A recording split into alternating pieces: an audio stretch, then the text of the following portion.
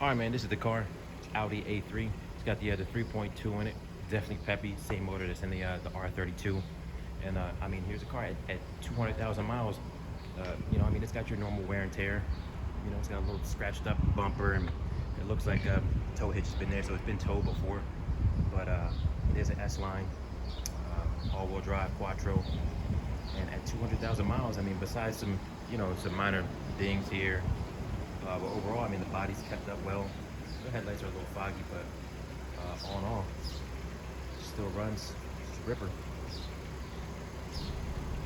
So the Audi A3 at 200,000 miles, this is a car that I actually picked up from a buddy of mine. He got the car at about 120,000 miles or so, and he ripped on it for a hot while. And I needed another vehicle, as I didn't want to beat on the Charger too much. So I picked it up from him.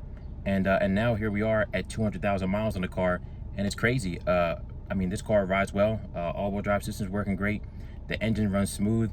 I mean, I've had no issues with the car, and even over the course of the past few years, even my buddy owned it. The only thing that's going wrong with this car, it did need to have the water pump replaced, but I mean, other than that, at 200,000 miles, transmission shifts great. I mean, the only downside I can see to this car is the interior bits and pieces are kind of falling apart. I mean, that's normally what you're going to see in the Volkswagen and Audi products as they age.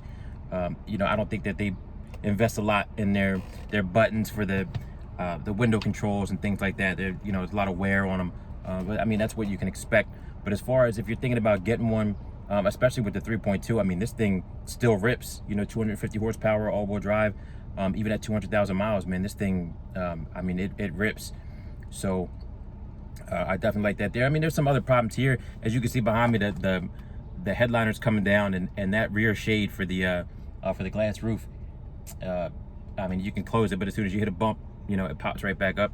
So small things like that. But I mean, what do you expect for a car of this age with this kind of miles? But if you are thinking about getting one, I mean, maintenance-wise, I haven't had much maintenance trouble. Like I said, I mean, I've been in very close contact, with my buddy. And I mean, we've both been in the automotive industry for some time, and not much has gone into this car. I mean, it needed tires and a water pump, since 2017.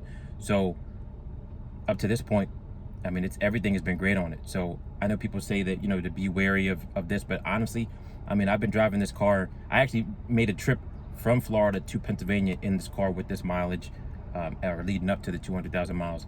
And I would make the trip back down, actually going back down home in a couple of weeks here, and I'm going to take this vehicle. So I don't have any worries. These vehicles, I mean, they really last a long time. The Germans definitely did good on this one for sure.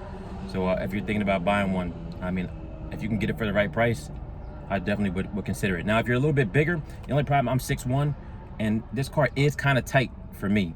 So if you are a little bit bigger or a little bit taller, this might not be the one for you. But it's got a hatch. I mean, it's got a lot of nice features for, like I said, considering for what it is. So if it's something you're thinking about riding, I mean, I would definitely consider it. Definitely get it once over by a mechanic, before you purchase it. But these vehicles do last high mileage and hold up pretty well.